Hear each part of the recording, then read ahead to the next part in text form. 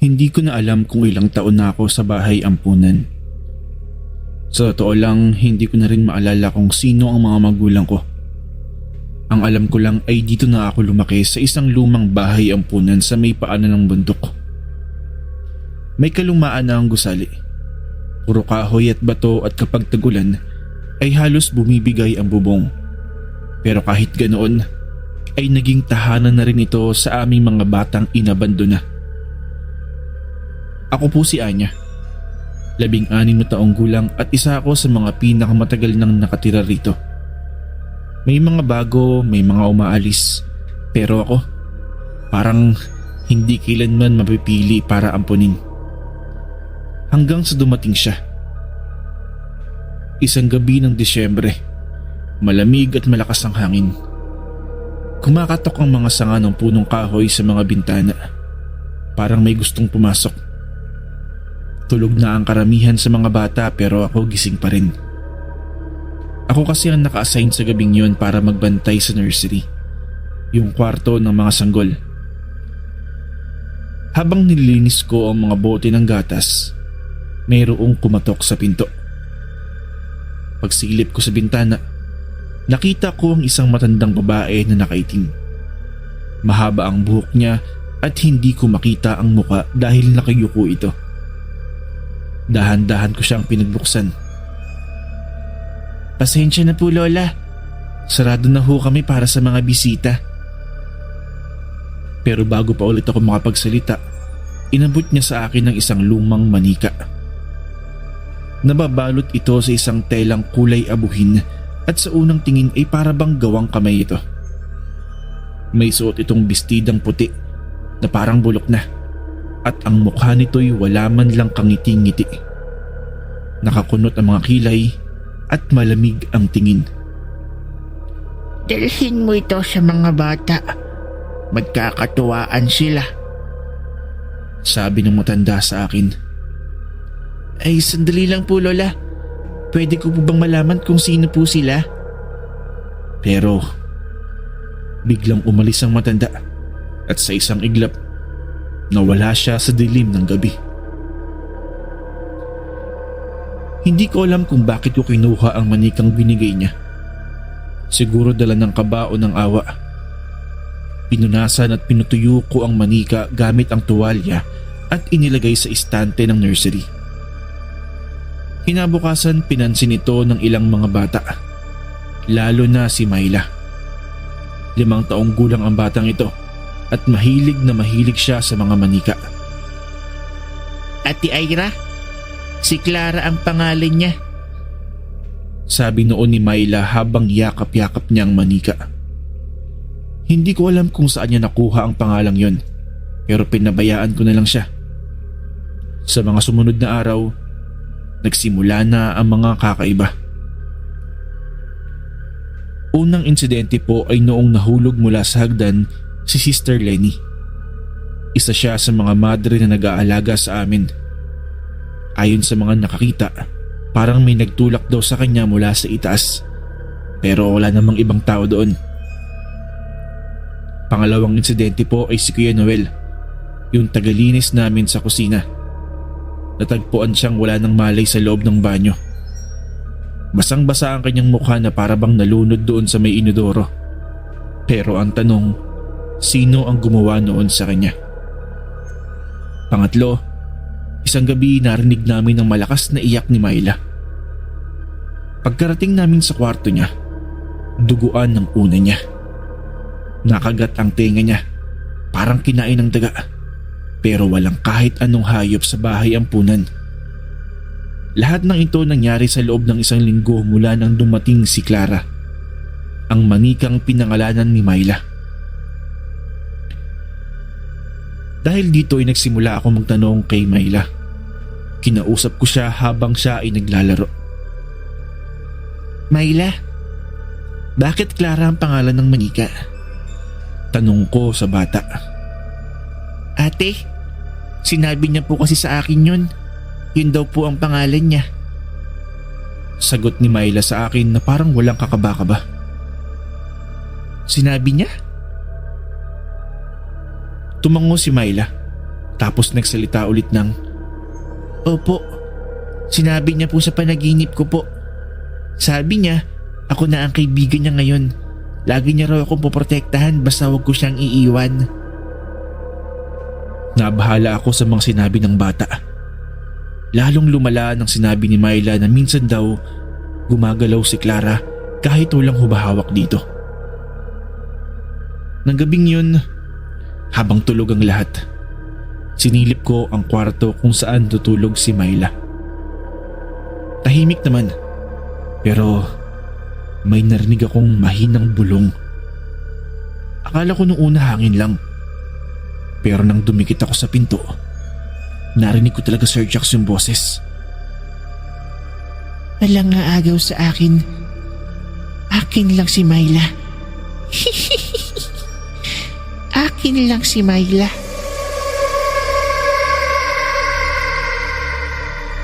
Nanlamig ang buong katawan ko noon. Alam kong boses yun ng babae, pero hindi yun boses ni Myla. Kinabukasan, agad kong sinabi kay Sister Abigail, ang Madre Superiora, ang mga narinig ko. At katulad ng inaasahan ko, hindi siya naniniwala sa mga sinabi ko. Anya, manika lang yan. Baka ikaw ang pagod lang. Huwag mong katakutan ng manikang yan. Laruan lang yan. Ang mabuti pa, pumunta ka na lang sa kapilya at magdasal ka. Wika sa akin noon ni Sister Abigail. Pero paano kung mayroon talagang masamang impluensya ang manika na yun? Kaya naman, Sir Jax, nagdesisyon akong sunugin si Clara. Hindi ako naniniwala noon sa mga multo o sumpa. Pero ibang klase to. Iba talaga ang pakiramdam ko sa manikang yun. Isang gabi, kinuha ko ang manika habang tulog si Myla. Tumakbo ako sa likod ng bahay ampunan kung saan nandoon ang tambakan. Binalutan ko ng papel si Clara at sinindihan ng posporo. Pero hindi siya nasusunog, Sir Jax. Ang papel na nakabalot sa kanya pati na rin ang basahan ay naabo agad. Pero yung manikang si Clara, hindi.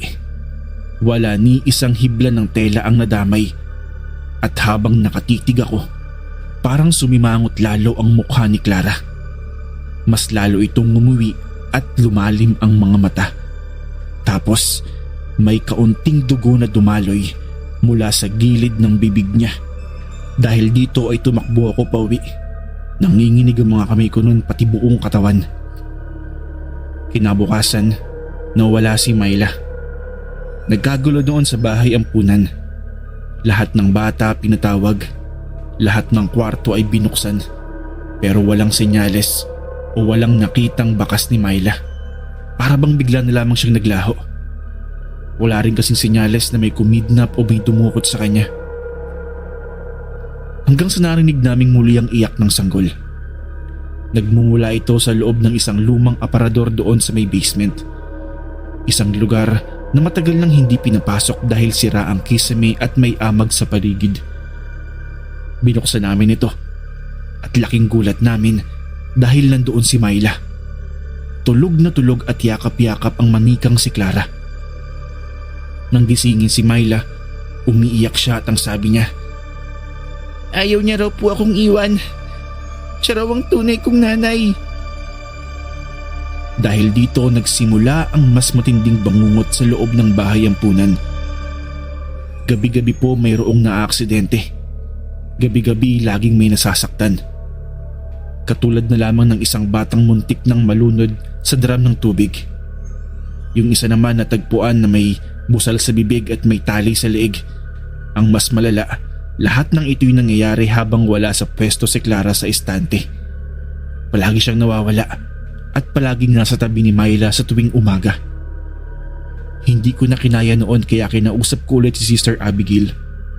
At noong mga oras na yon, tuluyan nang naniwala sa akin si Sister. Dahil nga dito ay nagsagawa ng exorcism ang isang pari mula sa Maynila. Ayon sa kanya, ang manika ay ginamit bilang imbakan ng masasamang espiritu. O sa makatuwid, ginamit o pinamahayan ito ng isang demonyo. Ang ritual ay ginawa sa loob ng chapel. Nandoon ang ilang madre, mga sakristan at kami ni Myla.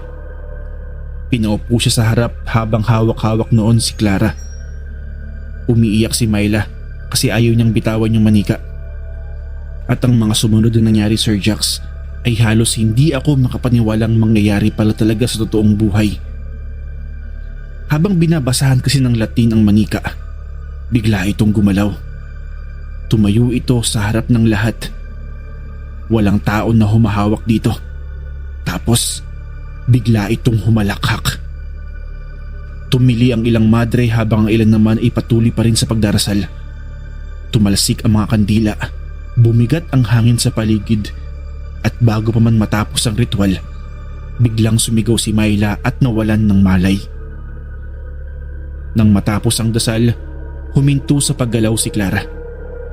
Itinali ito at isinara sa isang kahon na nilagyan ng krus sa bawat sulok. Inilibing ito sa ilalim ng chapel at sinementohan ang buong paligid. Makalipas ang ilang buwan, tila bumalik na sa normal ang lahat. Tahimik na ulit sa bahay ang punan noon, Sir Jax. Hindi na rin nagkasalita si Myla tungkol kay Clara. Pero may isang bagay akong napansin. Bawat gabi, bago ako matulog ay may naririnig pa rin akong mahihinang yabag mula sa kisame. At minsan mayroong mga halakhak na mahina. Sana, mali lang talaga ako ng mga naririnig at nakikita ko. Muli, Sir Jax, maraming salamat po sa pagbabahagi niyo ng aking kwento.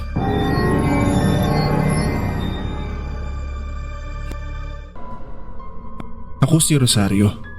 At 1994 nangyari ang kwento ko. 14 na taong gulang ako noon at ang aming yaya na si Inang Perla ay kasama na namin ng mahigit 10 taon. Para na siyang tiyahin namin noon at masasabi ko talagang kabilang na siya sa aming pamilya. Kaya naman nang magsimula akong mapansin ang mga kakaibang gawi niya, akala ko ay nagkakamali lamang ako. Pero hindi. Nagsimula ito noong pinalipat namin si Inang Perla sa kanyang bagong kwarto sa labas ng bahay. Isang maliit na kubo ito sa likod.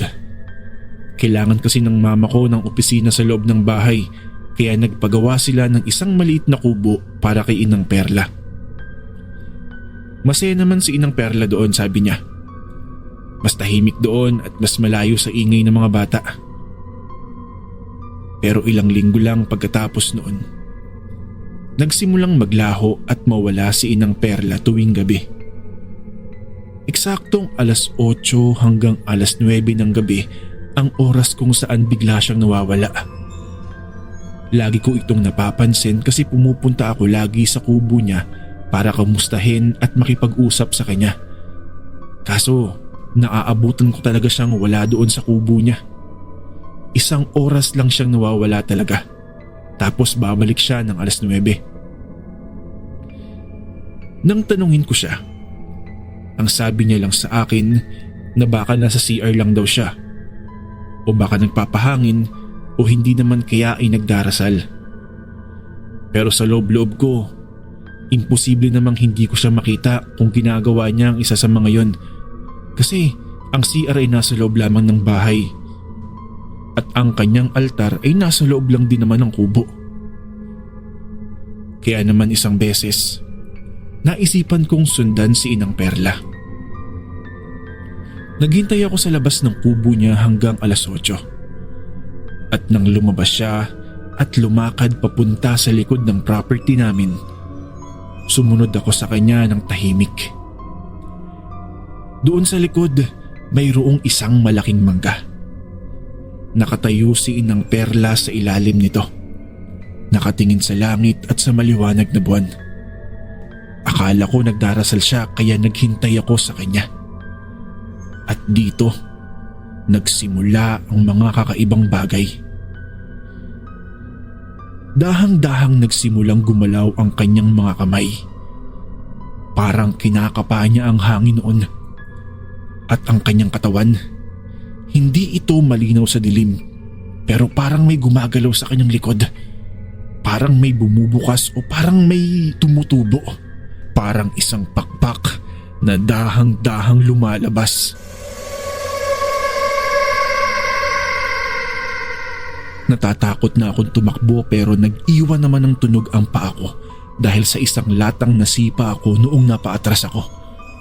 Naglikha ito ng mahinang tunog.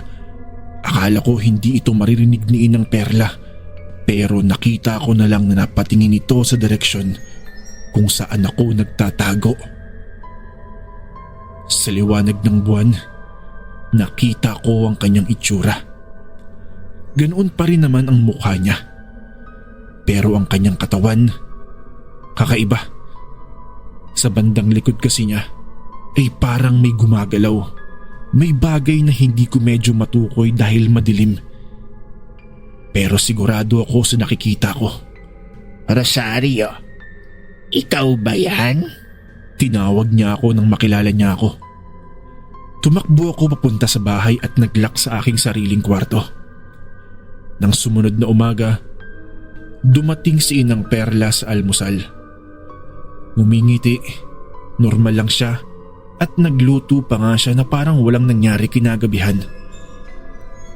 Sinabi ko sa aking ina ang mga nakita ko pero ang sabi niya lang sa akin, huwag daw akong mag-iisip ng masama dahil matagal na si Inang Perla sa amin at mapagkakatiwalaan ito ng sobra. Sinabi niya pa sa akin na baka imahinasyon ko lang yun kaya tumigil na raw ako sa mga iniisip kong masama laban sa aming katulong. Wala akong nagawa noon kung hindi ang pakinggan ang sinasabi ng nanay ko. Pero 3 gabi pagkatapos noong unang engkwentro ko sa kakaibang bagay kay Inang Perla, nagising naman kami sa isang malakas na ingay mula sa labas. Pumunta kami sa likod kung saan nanggaling ang ingay.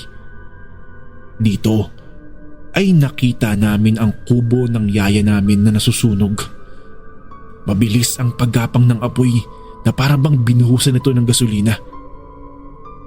Wala si Inang Perla sa loob. Pero nakita namin siya sa tabi ng puno ng santol sa dulo ng bakuran. Nakatayo, nakatitig sa apoy habang ngumingiti. "Perla, ano nangyari? Sino nagsunog dito?" Wika ng aking ama.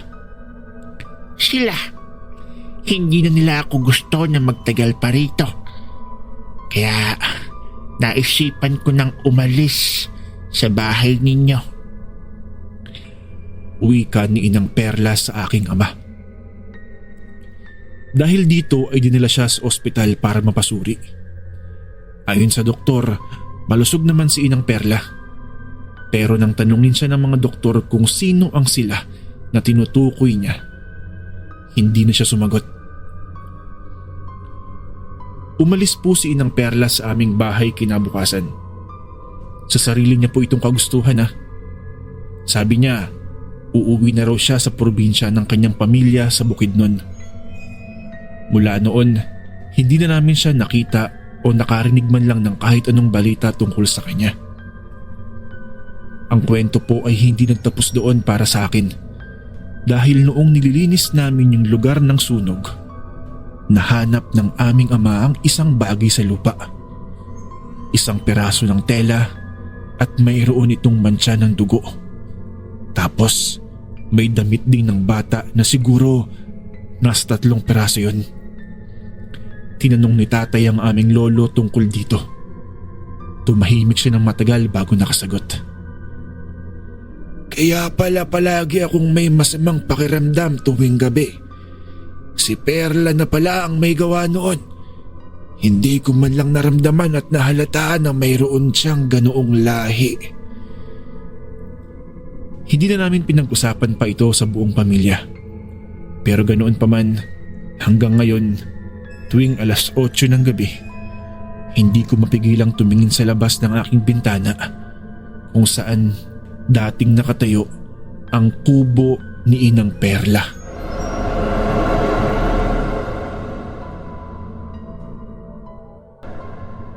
Kapag sinasabi o sinasalaysay ko ang kwentong ito sa iba, lagi sila nagtatanong ng iisang bagay sa akin. Bakit daw hindi ko kaagad napansin? At ang sagot ko palagi ay ganito. Kasi hindi mo inaasahan na ang kasamaan ay manggagaling pa sa taong akala mo ay nagmamahal sa'yo. Magandang gabi po sa lahat. Tawagin mo na lamang po ako sa pangalang Adelaida. 27 taong gulang ako noong 2013 kung kailan nangyari ang kwentong ito. Nagtatrabaho ako noon bilang isang guro sa isang paaralang elementarya sa Cebu City. Mag-isa akong nakatira sa isang maliit na apartment. Ang aking mga magulang ay nasa Bohol at dahil palagi akong pagod pagkagabi, naisipan kong mag-hire ako ng isang katulong na itago na lamang natin sa pangalang Nora. Si Nora ay 50 taong gulang noon. Maayos, tahimik at masipag. Hanggang sa lumipas ang 5 taon. 5 taon na kaming magkasama, 5 taon na rin siya nagluluto ng pagkain para sa akin, 5 taon na rin siya naglilinis ng aking bahay at naglalaba ng aking mga damit. Para na siyang ina para sa akin kung tutuusin. Noong 2018, 5 taon nga ng anibersaryo ng pagtatrabaho niya sa akin, nagkasakit ako bigla. Hindi ito basta sakit Kasi yung sakit, paulit-ulit. Yung lagnat ko hindi na nawawala. Palagi akong nangihina at ang aking dugo ay may hindi matukoy na kondisyon ayon sa mga doktor. 3 ospital na ang pinuntahan ko at mahigit 10 doktor na rin ang tumingin sa akin. Pero lahat sila ay iisang bagay lang ang sinasabi. Ang iyong katawan ay nagre-react sa isang bagay pero hindi namin matukoy kung ano. Iyon palagi ang sinasabi nila. Sa 7 buwan ng pagkakasakit ko at pag-aaral sa aking kondisyon, isang doktor ang nagtanong sa akin kung may iniinom akong herbal o supplement na gamot. Sinabi ko sa kanya wala naman. Sa kanya itinabi ang isang listahan ng mga kemikal na nakita nila sa aking dugo. Kemikal na hindi likas. Kemikal na nanggaling sa labas. At dahil nga sa hindi na ako nakakalabas ng hospital noon, nagpadala ang doktor ko ng opisyal na report sa pagsisiyasat sa apartment ko. Nang imbestigahan ng mga pulis ang aking apartment, nahanap nila sa kwarto ni Ate Nora ang isang maliit na lalagyan. Puno ito ng isang pulbos na puti, walang label at sa kasunod na pagsisiyasat nila, nalaman nilang lumalabas ang pulbos na iyon sa aking pagkain, sa aking kape, sa aking sabaw, sa aking kanin tuwing gabi, sa loob ng halos 2 taon.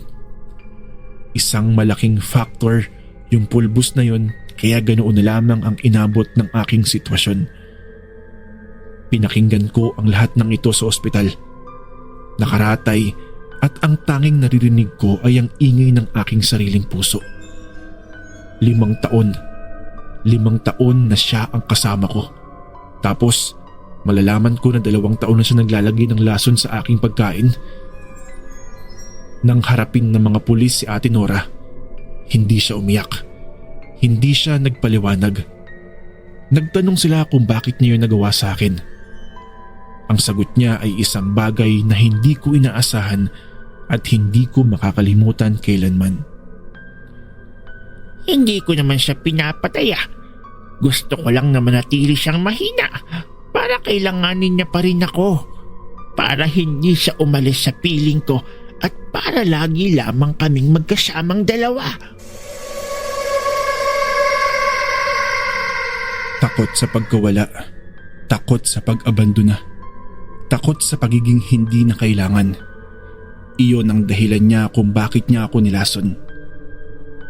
6 na buwan ako nagpagaling sa ospital.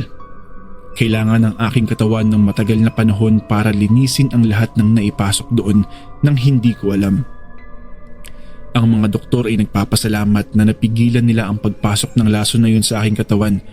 Sabi nila, kung nagtagal pa ito ng 1 o 2 taon, ang aking mga bato ay hindi na makakayanan pa ito at baka ito pa ang maging dahilan ng aking kamatayan. Si Ate Nora po ay nahatulan ng frustrated murder at ibinilanggo.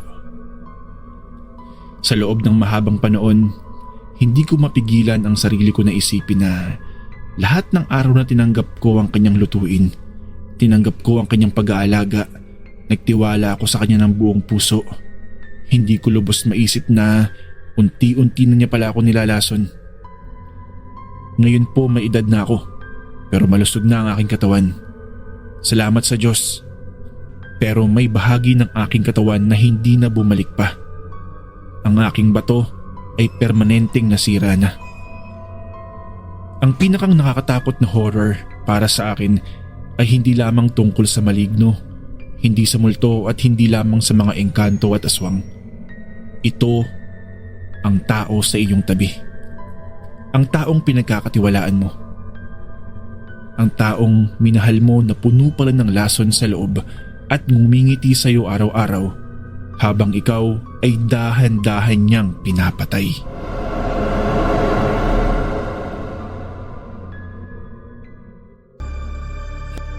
Hindi ako naniniwala sa mga kwento-kwentong may sumpa o pinaglalaroan ng multo hanggang sa naranasan ko na ito mismo. Ako nga po pala si Luis, 22 taong gulang. Nagkatrabaho po ako bilang delivery rider sa isang courier company sa Manila. Wala akong magulang. Lumaki ako sa tiyahin ko sa Cavite pero lumuwas ako sa Maynila para magtrabaho at para makasurvive. Wala rin po akong bisyo at kung tutusin, simple lang ang pangarap ko. Yun ay ang makauwi gabi-gabi, kumain ng mainit na kanin at makatulog ng mahimbing. Pero lahat yon nagbago dahil lamang sa isang manika. Nangyari ang lahat noong 12 ng Hunyo. Maaga akong gumising noon para sa isang delivery sa Tondo. Umuulan, malakas ang hangin pero kailangan kong lumarga. Wala pa kasi akong sweldo at kailangan ko ng pambayad sa renta sa bahay. Isa lang ang padala sa akin noon. Maliit na kahon, medyo mabigat at walang kahit anong palatandaan kung ano ang laman. Ang nakasulat lang sa label, para kay Ernesto I. Ramirez. Address, Tondo, Manila. Huwag buksan, huwag hawakan ng matagal. Napakunot noo ako. Akala ko prank lang, pero pinirmahan ko pa rin ang logbook at nilagay sa bag ang kahon. Pagkarating ko sa mismong bahay, nakita kong sarado ito. Lumang-luma, parang giniba na parang may ilang kurtina pa sa loob. Tapos wala ring sumasagot sa tawag ko.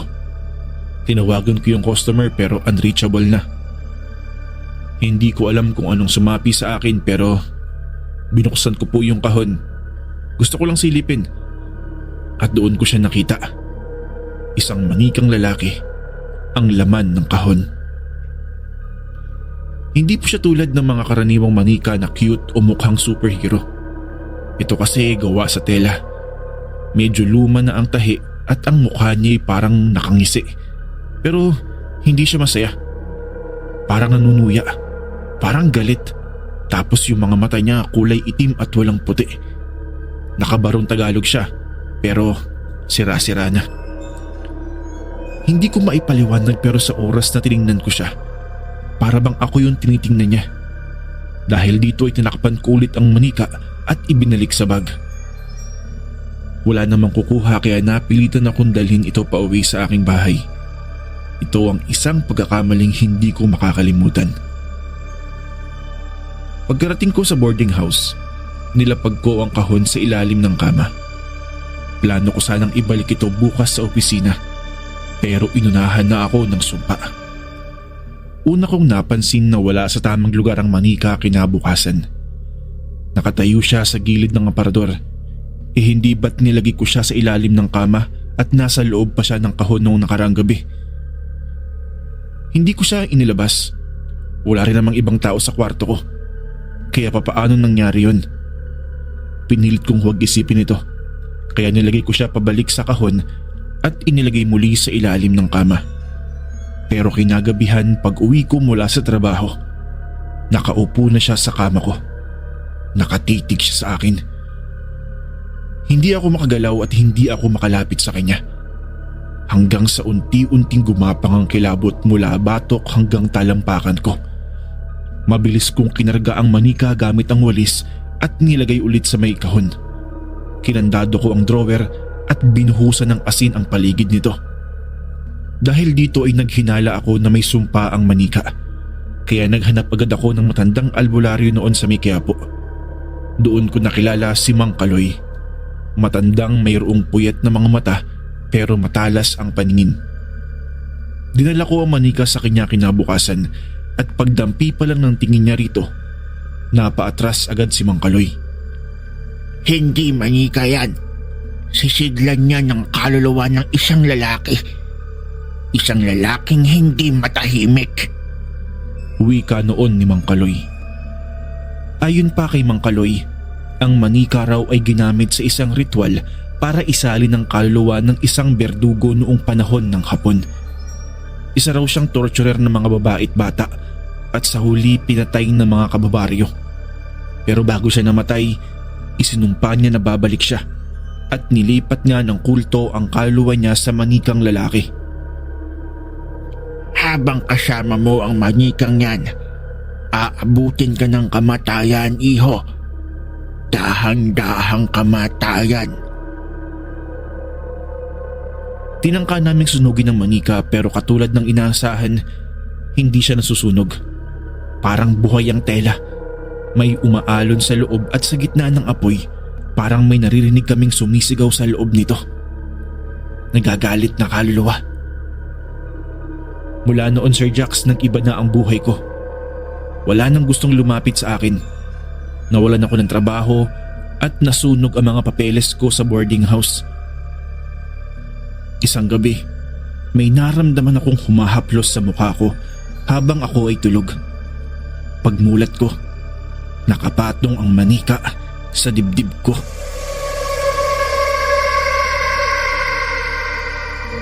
Nakatingin, nakangiti at dumudugo ang mga mata.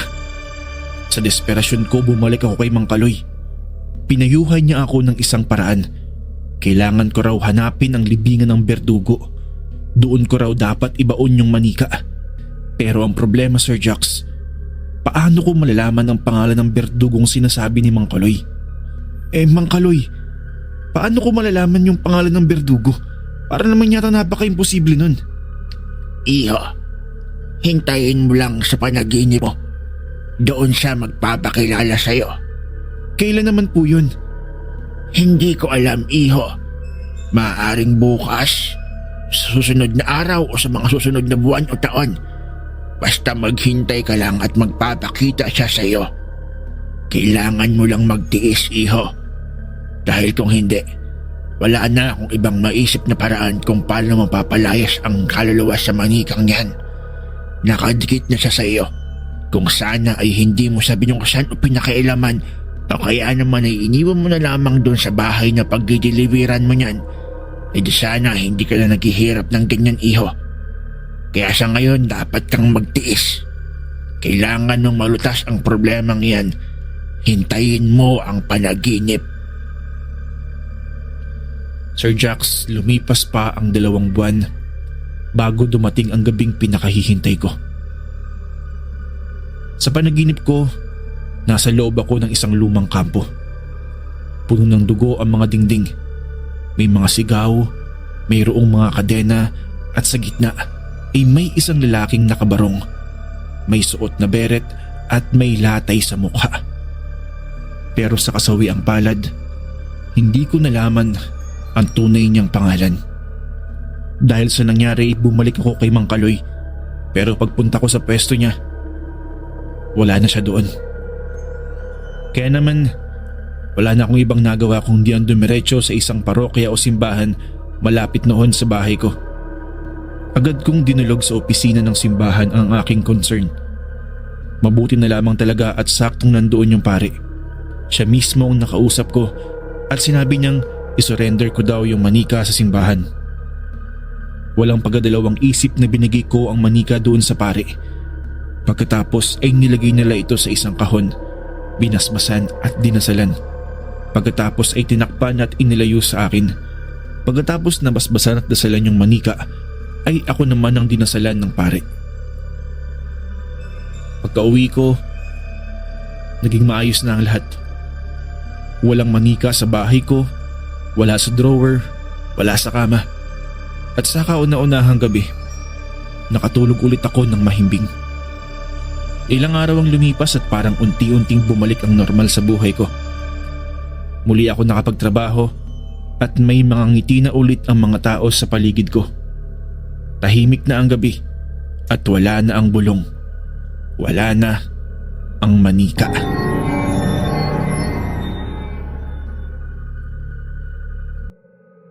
Ito para sa akin ang nakakatakot na uri ng horror. Hindi ang hindi mo makita, kung hindi ang hindi mo mapaniwalaan sa iyong sariling pag-iisip.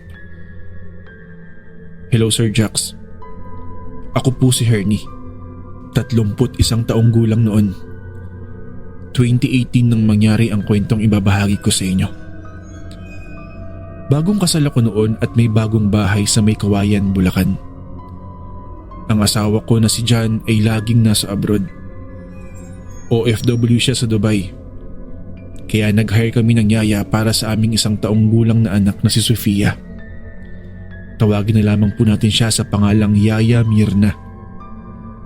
Isang babae na 40 taong gulang.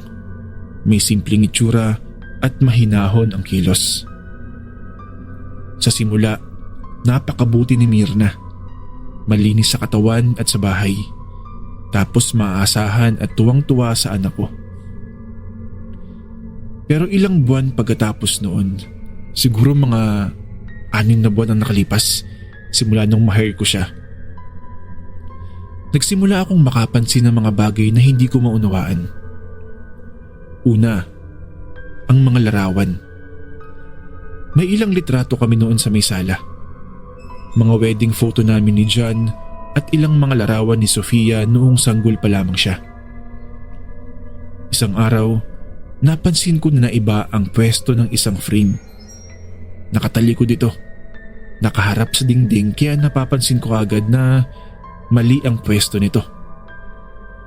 Nang itanong ko kay Mirna kung siya ang nagbago ng pwesto noon, sabi niya hindi daw niya ito ginagalaw.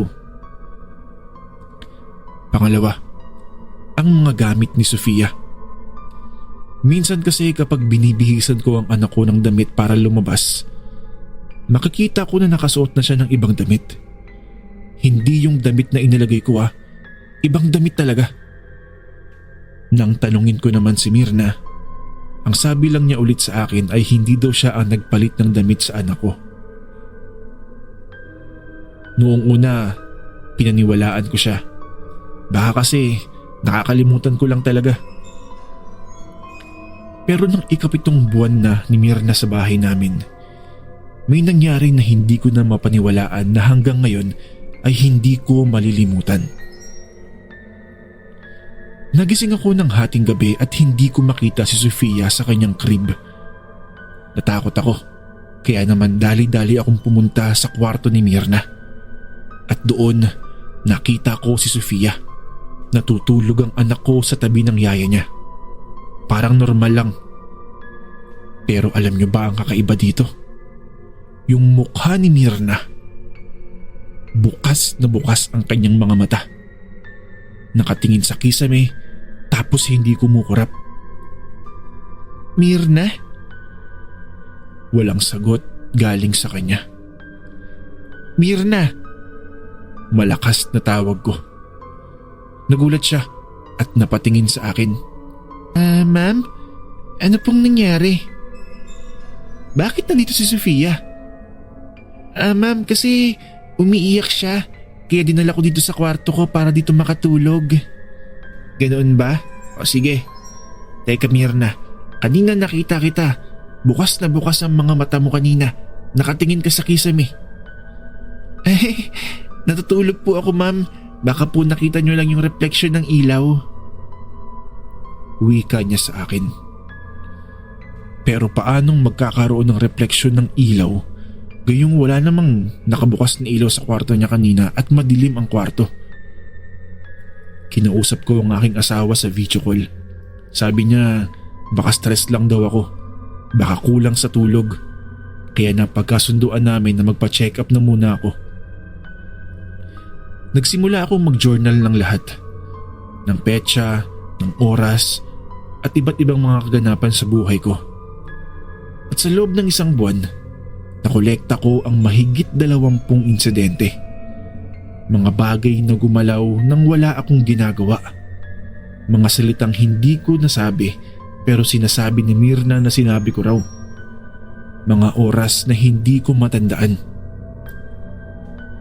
At dahil nga nababahala na ako sa aking kondisyon, kaya naghanap ako ng ilang bagay na pwedeng magkonekta sa akin kung ano ba ang tunay na nangyayari sa akin. Naghanap ako sa internet at ito nga, nakakita ako ng isang video online. Tungkol ito sa gaslighting. At sa bawat punto ng listahan, may kahalintulad akong karanasan kay Myrna.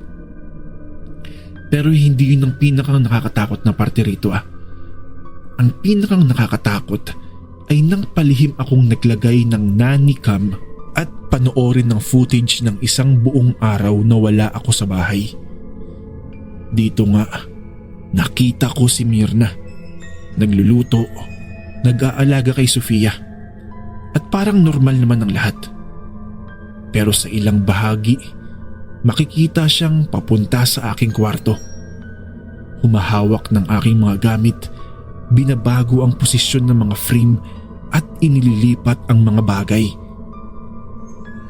Nang harapin ko siya at ipakita ang video bilang ebidensya, hindi siya nagulat, hindi siya naiyak at hindi siya nagalit. Alam niyo ba ang ginawa niya? Ngumiti lang siya sa akin at nagsabi ng, Isa lang naman ang gusto kong malaman, Mami. Gusto ko lang malaman kung kailan ka susuko. Kung kailan bibigay ang utak mo. Napatigil ako sa mga sinabi ni Myrna sa akin nun. Pero bago pa ako makapagsalita at lumaban sa kanya, mabilis na siyang umalis at kinuha ang kanyang bag. Parang nakahanda na siya. At pagkatapos ay lumabas siya ng pinto. Hanggang ngayon, hindi ko pa rin nauunawaan kung ano ang layunin niya. Wala siyang ninakaw, wala siyang ginawang pisikal na pinsala sa akin. Gusto lang niya talagang malaman kung kailan ko susukuan ang aking sariling isip. Kaya simula noon, hindi na ako kumuha ng mga katulong. Mas mabuti pang ako nilang ang mag-alaga sa anak ko kaysa sa ipagkatiwala ko sa ibang tao na hindi ko naman lubos kakilala.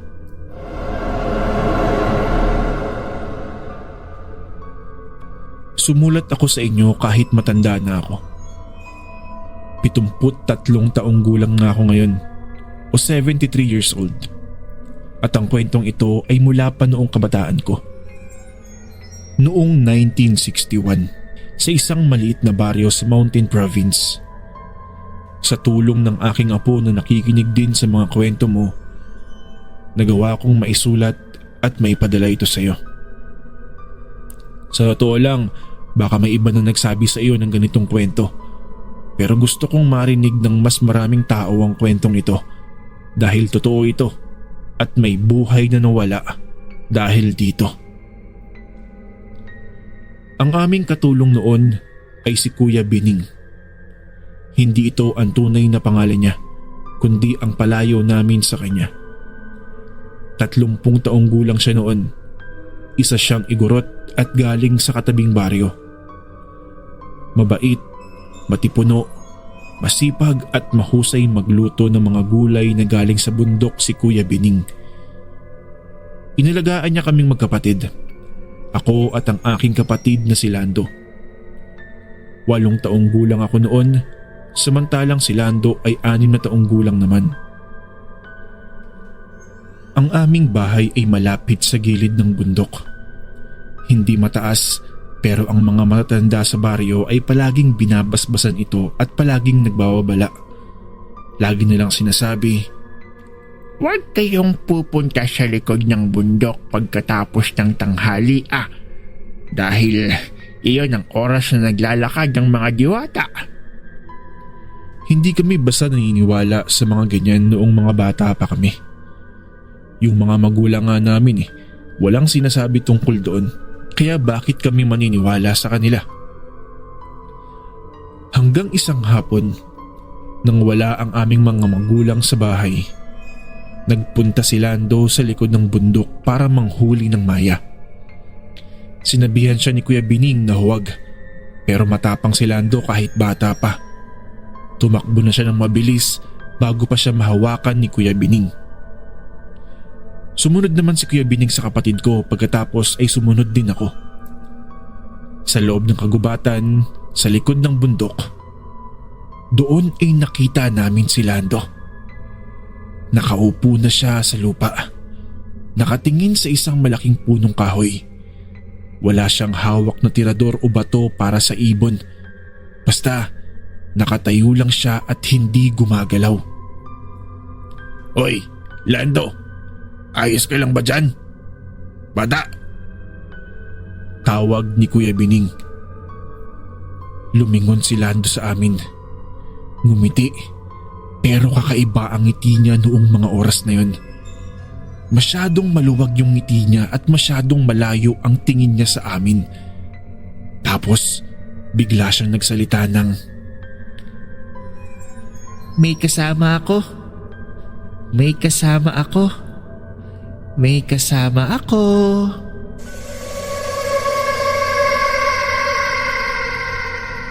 Ang boses niya ay nagva-vibrate at umi-echo sa buong kagubatan.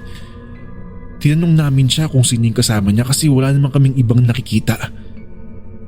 Pero ang ginawa niya, ikinuro niya ang malaking puno sa harap niya na kanina pa niya tinitingnan. Tumingin kami ni Kuya Bining doon, pero wala talaga kaming ibang nakikita. Hinila ni Kuya Bining si Lando at sinimulan naming maglakad pauwi. Pero sa buong paglalakad namin palabas ng kagubatan, si Lando ay parating lumiliyad. Parating tumitingin sa likod niya, ngumingiti at tumatawa ng walang dahilan. Nang makarating kami sa bahay, pinaupo si Lando at sinimulan siyang kausapin ni Kuya Bining. Hindi ko naiintindihan ang lahat ng pag-uusap nila. Pero yung tono ng boses ni Lando ay mababa, seryoso, at kung magsalita siya ay tulad ng sa isang matandang tao. Nang tanungin ko si Kuya Bining kung ano ang nangyayari sa kapatid ko, sinabi niya sa akin ng dahan-dahan ito. May sumama sa kapatid mo, anak ng diwata ng puno. Inimbitahan nun si Lando na samahan sila doon sa puno. Kinukuha nila ang kapatid mo. Paano mo po nalaman yan, Kuya Bining? Nakita ko ang kanyang anino. Nandito siya at kasama natin sila. Ang anino niya ay hindi katulad ng isang tao at pilit niyang kinukuha ang kapatid mo.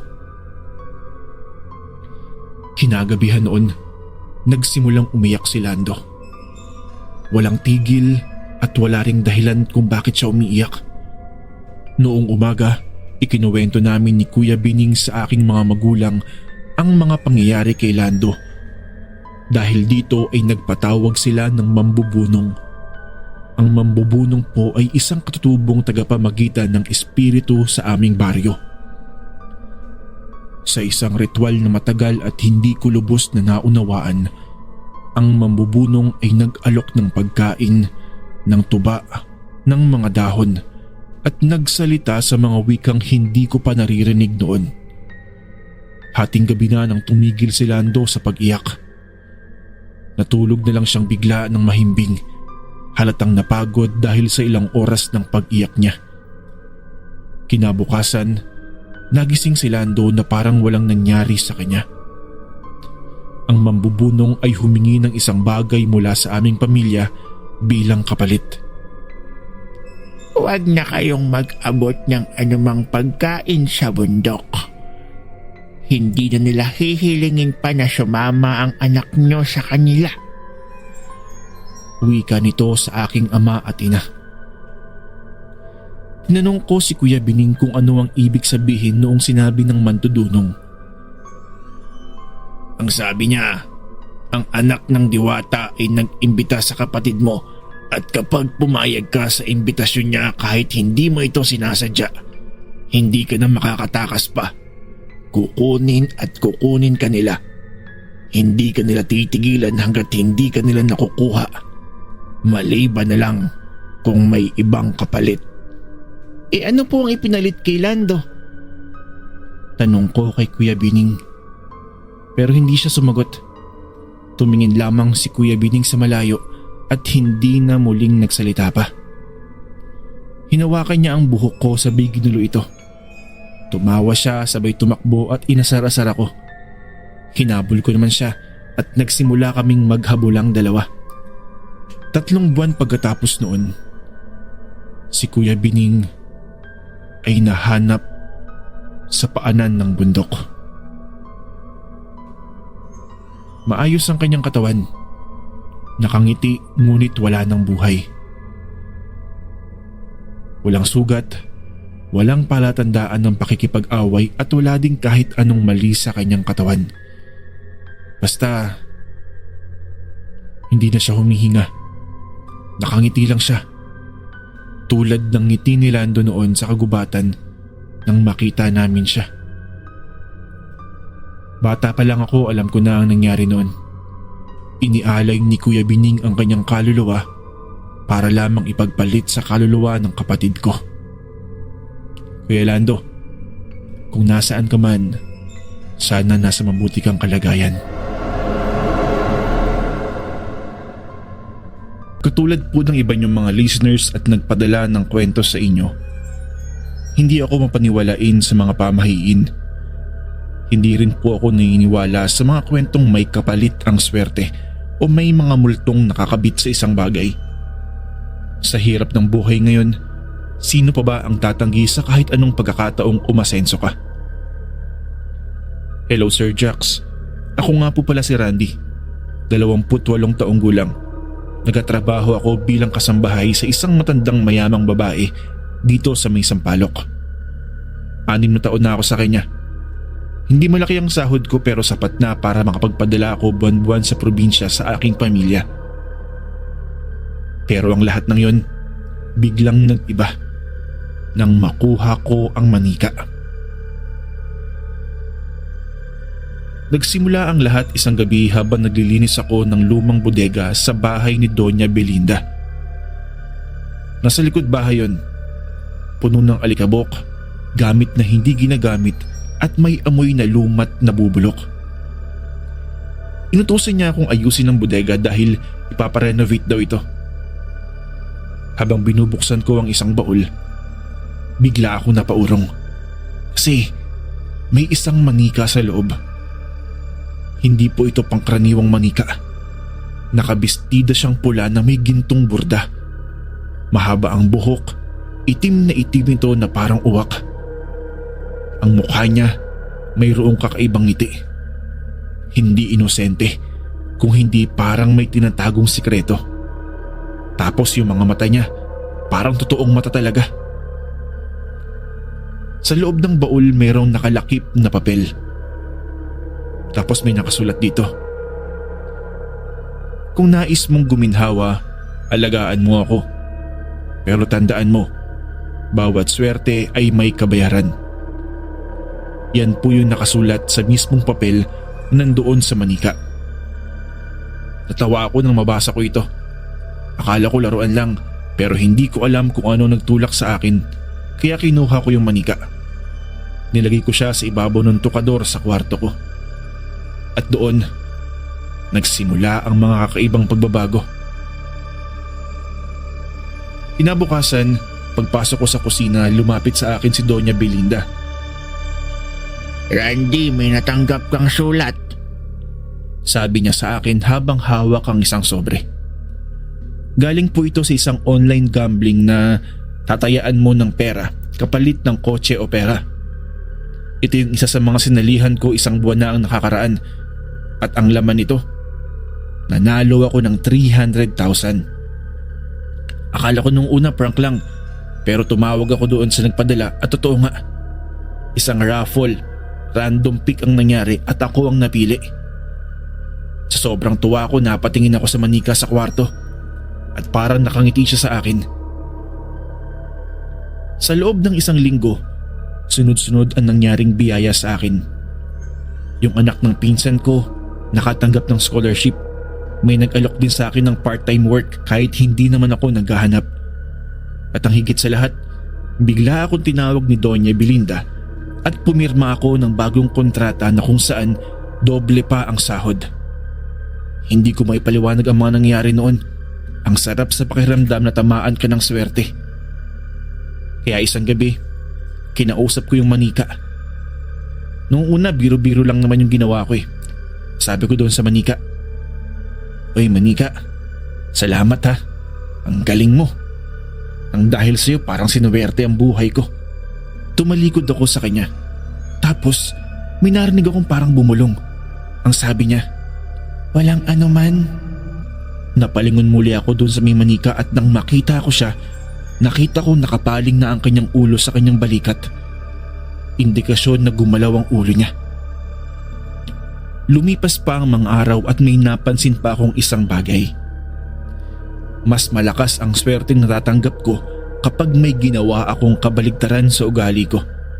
Katulad na lamang ng minsan, may sinagawan akong isang batang palaboy sa tapat ng bahay. Kinabukasan, may dumating na bonus galing sa munisipyo para kay Donya at binigyan niya ako ng parte doon. Minsan pa, sinungitan ko naman yung lola sa may karinderya at kinagabihan, nag-text ang dati kong kaibigan na may ipapamana raw sa akin na motor. Habang lalo ako nagiging bastos, maramot at mapang-abuso, mas lumalaki ang swerte ko.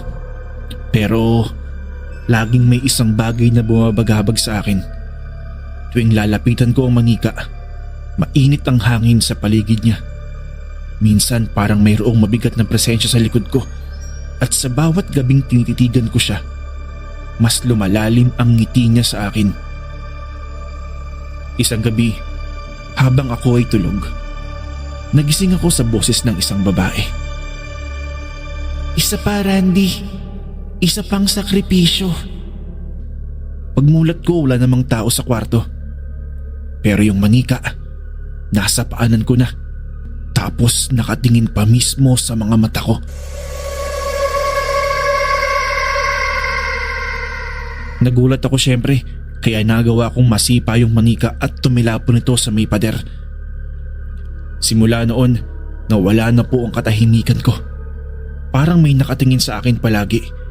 Lahat ng swerteng mangyayari sa akin, sinusundan ng kamalasan ng ibang tao. Muli po akong tumama noon sa online gambling. Umabot ng halos 5 digits yung kinita ko, pero nahulog naman sa hagdan yung matandang hardinero namin. Dahil dito ay na-promote po ako, mas tumaas pa ang sweldo ko. Pero ang kapalit naman noon, nabaril ang kaibigan kong si Marco habang pauwi. Tapos nagkaroon ako ng bagong cellphone. Pero yung pamangkin ko sa probinsya, nalunod naman sa ilog. Lahat ng ginagawa ko may kabayaran.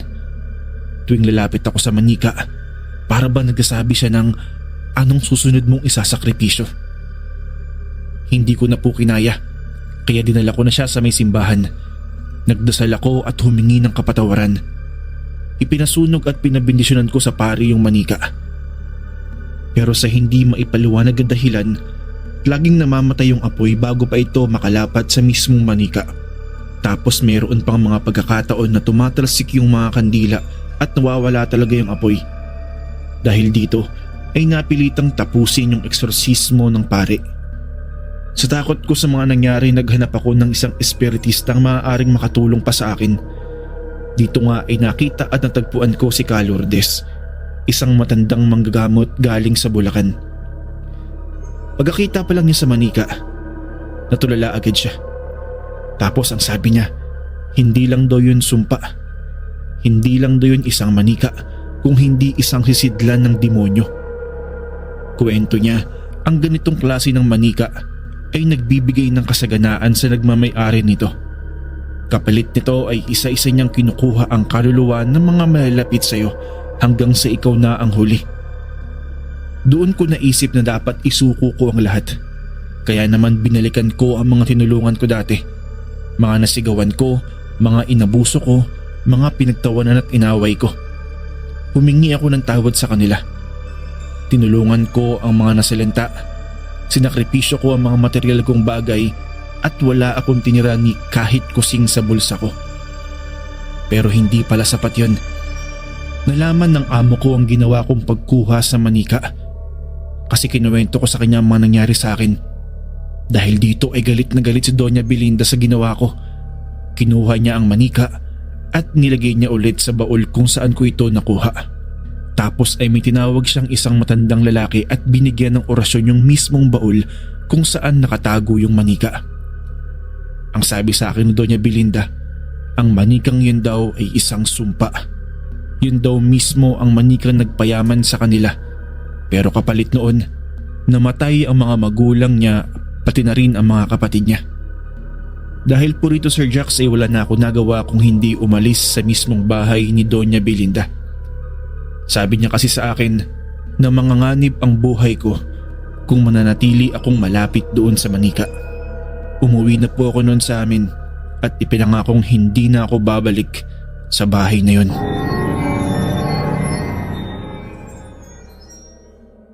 Hello Sir Jax.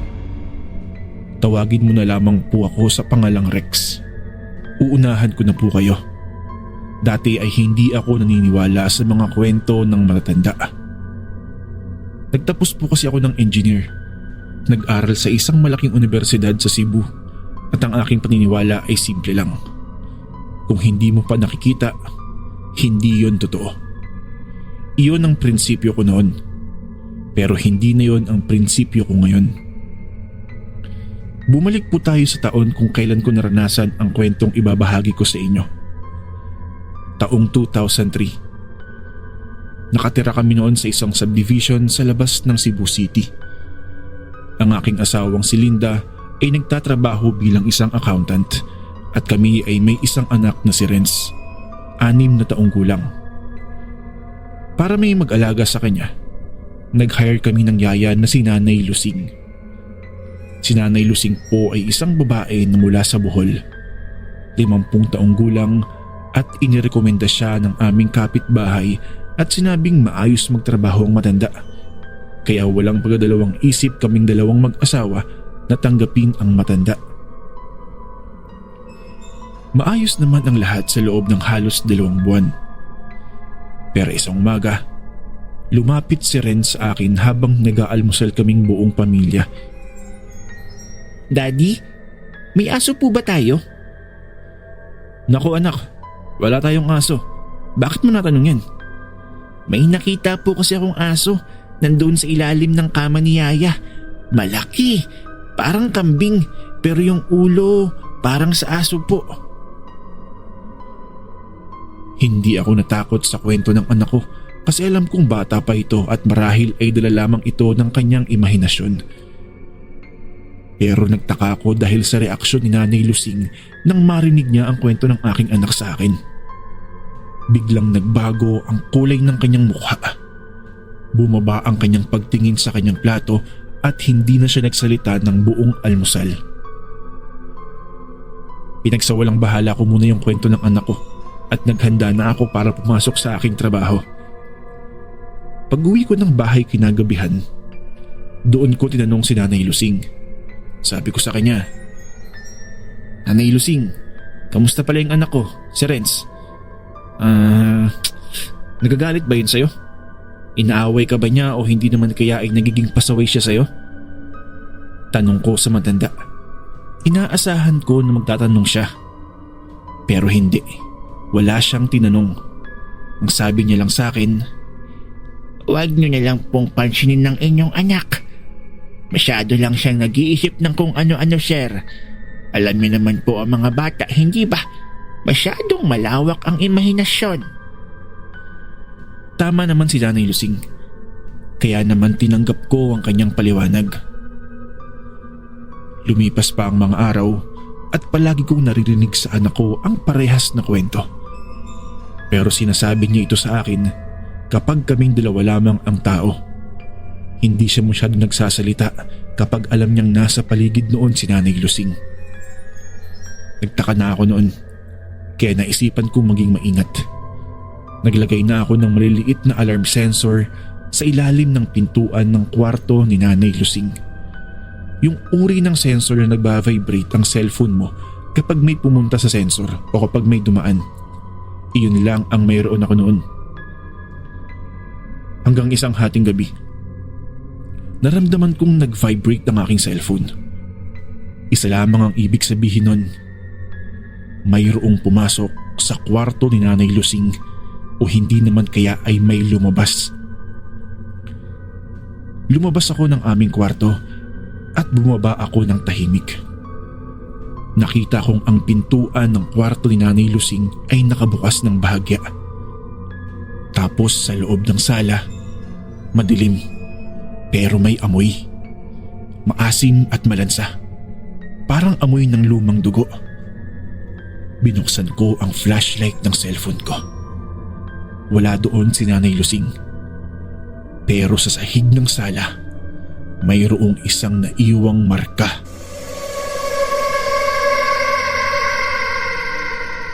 Parang mga bakas ng paa ng isang hayop. At sa dulo ng bakas, sa sulok ng sala na malapit sa pinto ng labas, may tuyong mantsa ng itim na likido. Kinaumagahan, tinanong ko si Nanay Lusing ng direkta kung may hayop siyang inaalagaan sa loob ng aming bahay. Matagal siyang tumahimik at hindi sumagot. Ilang sandali pa, sa kanya inangat ang kanyang tingin sa akin at sinabi ito ng dahan-dahan. Sir, pag-aari niya ang bahay na ito bago pa man kayo manirahan dito. Nagpapasalamat lang ako sa kanya para hindi kayo mapahamak na buong pamilya. Nang magtanong ako kung sino ang tinutukoy niya, hindi na siya sumagot. Kaya naman wala ring pagdadalawang isip na pinaalis ko siya ng araw na yun. Kasi hindi ko alam kung ano pa ang susunod na mangyari kapag hinayaan ko siyang manirahan sa bahay ko. Nagdala lamang siya ng nag-iisang bag at lumabas ng pintuan nang walang isang salita. Tumingin lang siya sa anak ko, sabay umalis na agad. Nang makaalis na siya, tiningnan ko ang kwarto niya. Wala nang halos gamit sa loob. Malinis, maayos. Pero sa ilalim ng kama, may nahanap akong isang maliit na bungkos ng tela. Nakatali ng pula at itim na sinulid ito. At sa loob ng tela, may nakita akong tuyong buto ng hayop. Dinala ko ito sa isang pari sa simbahang malapit sa amin. Nang makita ng matandang pari ang bungkos, pumuti ang kanyang mukha at sinabihan akong mas mabuti kung dadalhin ko ito sa isa pang pari na may kaalaman sa eksorsismo at demonyo. Nagbiyahe pa ako ng halos 1 oras para makapunta sa simbahan kung nasaan ang paring may kaalaman sa mga demonyo at eksorsismo. Pagkarating ko doon ay agad kong tinanong ang chief exorcist. "Saan mo ito nakuha, iho?" Tanong sa akin ng pari. Nang sabihin ko ang lahat sa kanya tungkol kay Nanay Lusing, sa bakas sa sahig at sa mga sinabi ni Nanay Lusing sa akin noon bago siya umalis, dahang-dahan siyang umupo at nagsabi ng isang bagay na hindi ko makakalimutan. "Iho, bago pa man tayo masakop ng mga Kastila, may paniniwala na ang mga sinaunang Pilipino tungkol sa mga nilalang na namumuhay sa dilim. Isa na rito ang tinatawag nilang sigbin. Sila daw yung mga sinasabing alaga ng isang aswang. Hindi direktang pinapabura ng simbahan ng tungkol sa mga nilalang na ito, pero naniniwala kami na gawa ito ng isang demonyo. Pinapakain ni Nanay Lusing ang isang demonyo sa inyong bahay upang hindi mapahamak ang inyong anak. Ginawa niya yun siguro para sa kabutihan ng bata." Hindi ko naintindihan yun noon. Ngunit tama ang sinabi ng pare. Kasi 1 araw lang matapos mawala ni Nanay Lusing ay biglang nagkasakit ang anak ko. Kahit saan namin siya dalhin, hindi siya gumagaling. Nang sumunod na linggo, nabalitaan namin mula sa aming kapitbahay na si Nanay Lusing daw ay namatay na. Nahanap siya sa kanyang kwarto. Wala nang buhay. Walang sugat, pero ang mga mata niya ay bakas at puno ng takot. Kasabay noon ay ang pagaling ng anak ko. Ilang araw pa ay pinatawag ko yung pare na marunong sa eksorsismo at pinabindisyonan ko ang bahay ko. Hanggang ngayon, hindi ko sinasabi sa aking anak ang buong kwento. Pero alam niya na si Nanay Lusing ang nagpagaling sa kanya.